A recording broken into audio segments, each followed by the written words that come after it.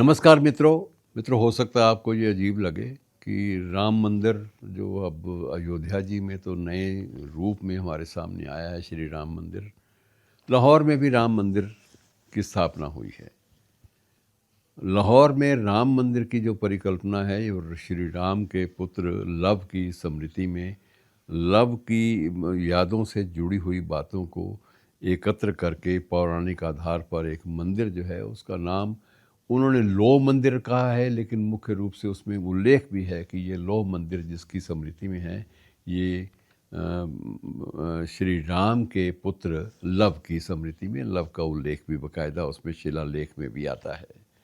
और ये निर्माण पूरा हो गया है मित्रों। और अब वहाँ पर श्री राम की आरती होती है, नहीं होती, उनकी आराधना, वहाँ हनुमान चालीसा का पाठ या सुंदरकांड का पाठ, ये चीज़ें साथ साथ चलती हैं या नहीं चलती, इसके बारे में तात्कालिक रूप से कुछ भी कहना संभव नहीं है। हो सकता है कि आने वाले समय में वहाँ के अल्पसंख्यक हिंदुओं को खुश करने के लिए, उन्हें संतुष्ट करने के लिए ये परंपरा भी शुरू हो जाए। लेकिन ये एक तथ्य है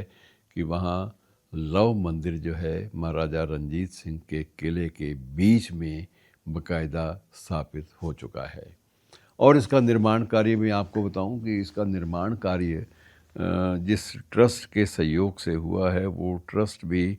सर आगा खां द्वारा निर्मित है। सर आगा खां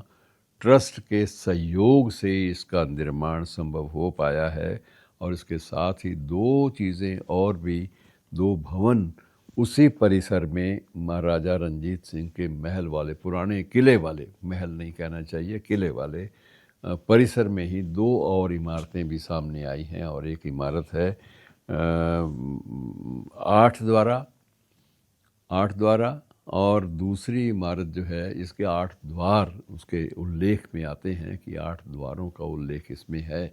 और दूसरी इमारत जो है वो हम्माम के रूप में, एक सार्वजनिक हम्माम के रूप में सामने आई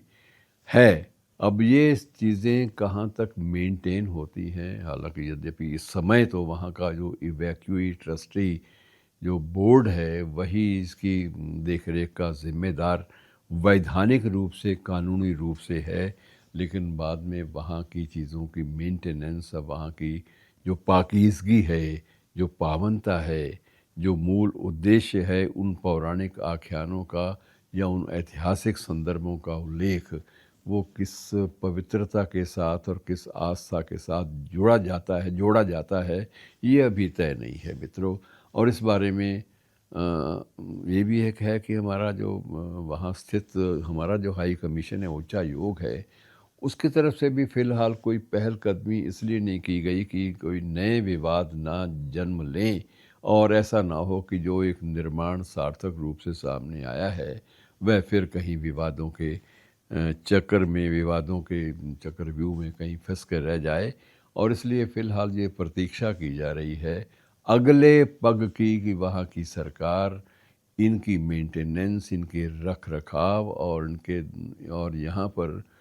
विधिवत पूजा पाठ की दिशा में क्या क्या कदम उठाती है, इस बात की प्रतीक्षा की जा रही है। फ़िलहाल इसे एक बहुत बड़ा इशू नहीं बनाया जा रहा, वो इसलिए कि इसके उल्लेख से कहीं ऐसा ना हो कि वहाँ के कुछ कट्टरपंथी लोग ये मांग करने लगें कि वहाँ हमारी मस्जिद शहीद हुई है तो यहाँ ये मंदिर क्यों बनाए जा रहे हैं। कहीं बाबरी मस्जिद का इसके साथ कुछ लोग जोड़ने लगें,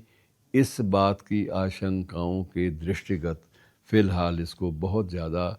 हाईलाइट नहीं किया जा रहा है, इसका प्रचार नहीं किया जा रहा। लेकिन ये तथ्य है कि मंदिर बन गया है